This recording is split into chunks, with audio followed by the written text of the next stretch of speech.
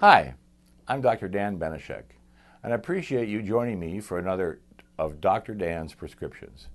You know, President Obama's idea of economic stimulus is spending money we don't have. What we can do to help the economy is to let families and businesses keep their own money and make their own decisions on how to spend it. That leads me to my prescription of the day: cut taxes and create jobs. During my 100 in 100 tour of small businesses across the district, I'm hearing from business owners who struggle with the tax code every day. Individuals, families, and employers spend over 6 billion hours and over $160 billion per year navigating the 70,000-page tax code. $160 billion? Are you kidding me? Can you imagine what that money would do to the economy? The United States has the highest corporate tax rate in the industrialized world. No wonder businesses are leaving this country. Washington politicians and special interests have created a tax code where some industries are favored over others. It isn't right, and it has to change. We need a fairer, flatter, simpler tax code. A tax code that doesn't take an army of attorneys and accountants to read. Common sense tax reform is one of the best ways to get our economy back on track. Thank you.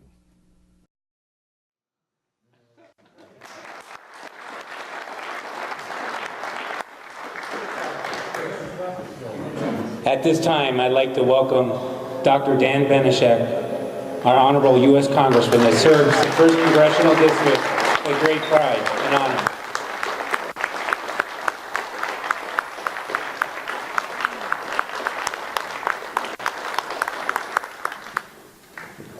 Thank you all so much. That's the first time I saw that ad, to tell you the truth. What did you think? That was pretty good. I like the little peel-off part. That was good. I remember doing it. I just never saw it. It's my great pleasure to be here with you this evening, and thank you so much for having me. And thanks to Paul and Ken and the rest of the crew here in Schoolcraft County for putting together a great event.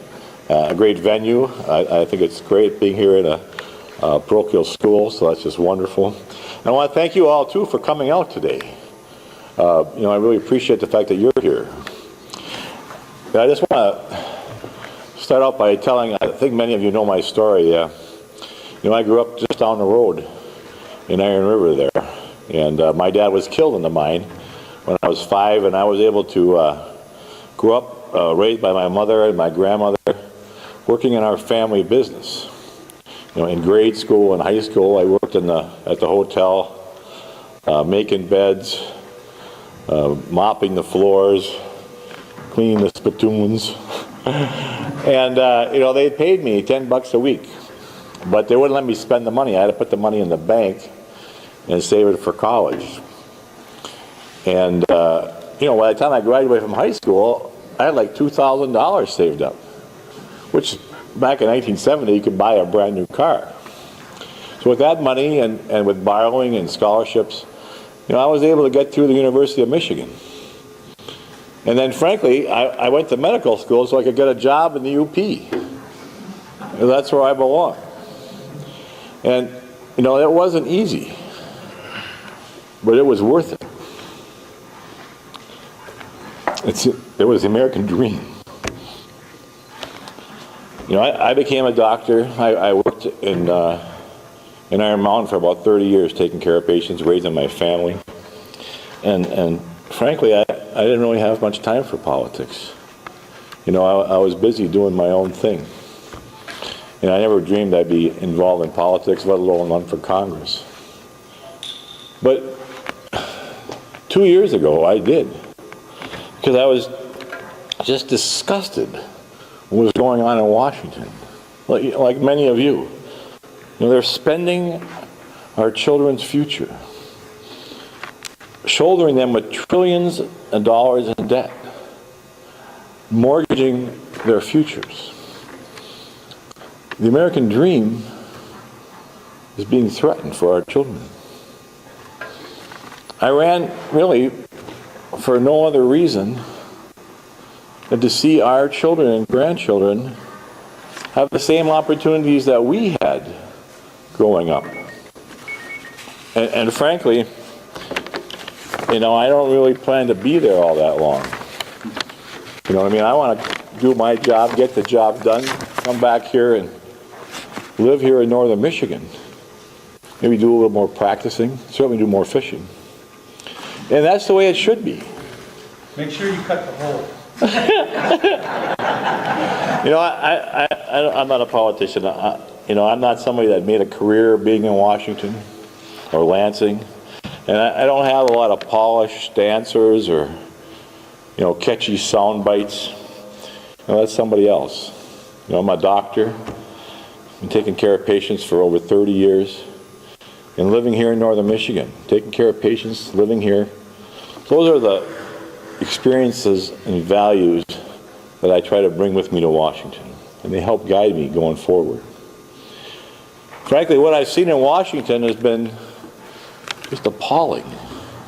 It's unbelievable. The professional politicians, the special interests, the bureaucrats, they're the worst. They just don't get it. You know, they're spending money recklessly. You know that our national debt adds up to over $48,000 for every single man, woman, and child in this country. And yet, they keep spending.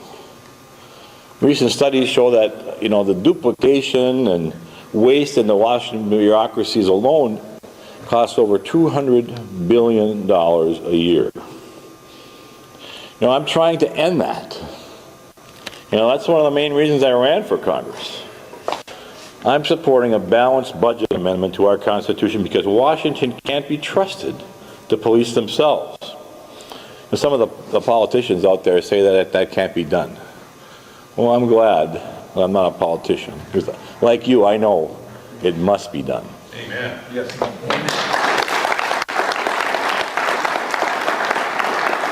You know, as we rein in the spending, we have to focus on getting our economy moving. You know, I talked to small business owners all across this district who are struggling. You know, they're worried about the impact that the Washington regulations, the threats of the higher taxes, and the effects the new health care law will have on them and their ability to grow and prosper. The uncertainty of what's happening is really hard on job growth. We need to help small business owners in northern Michigan remove the uncertainty, get rid of the unreasonable regulations, and finally repeal and replace the President's health care bill with patient-centered, long-term logical reforms. We can't afford to wait. You know, as the gas prices go up, you hear Mr. Obama and the rest of those Washington people talk about an all-the-above energy plan. And yet, you know, they blocked the Keystone Pipeline. They're blocking drilling and exploration on federal lands and off our coasts. Well, that's not an all-of-the-above plan. That's the slogan.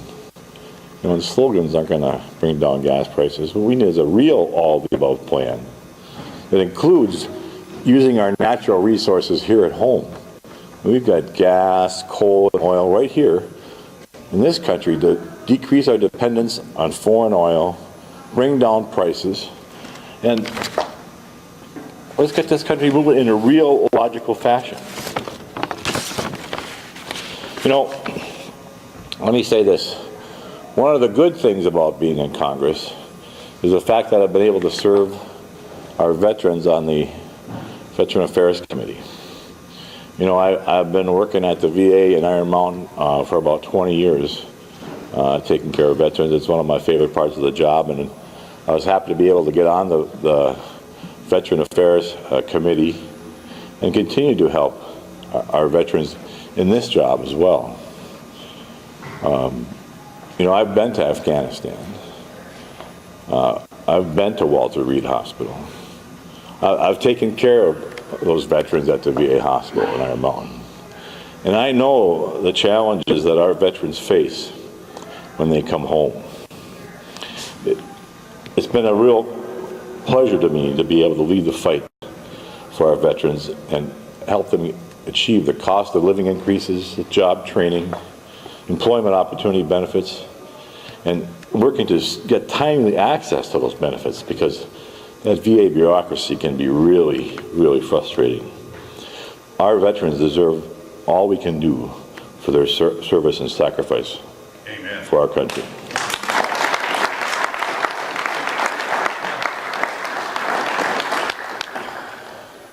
Friends, I know there's a lot of frustration with Washington, because I am really frustrated as well. It's unbelievable what's going on out there, and we can't let it stand. We have a lot of work yet to do to turn things around in this country. I'm committed to doing it. Our children and grandchildren's future depend on us to force Washington to make the tough decisions today. I think you'll agree that the opportunity for the American dream, for us and for future generations, is worth fighting for. You know, I learned in my brief time there that I can't do it, one person can't do it, without everyone here today who's concerned about our future. I hope I can continue to earn your support. You know, in 2010, we had a great victorious election. We gained control of the House of Representatives. We put a stop to Mr. Obama's progressive agenda. In 2012, we have to complete what we started in 2010.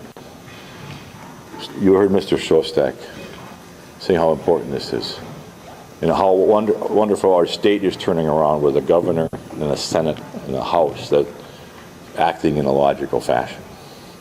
We need to work this summer and this fall to win the Senate, to take back the White House. Amen. And we need all your help to do it. We need people doing lawn signs, volunteering to make phone calls, being out there. It's going to take a team effort of all of us. So if we want to have a country that represents liberty, that represents individual responsibility, represents all that we hold dear and true about America, we have to work for it now. So I ask you to join me this summer and this fall to work for liberty in this country. May God bless you all, and God bless the United States of America.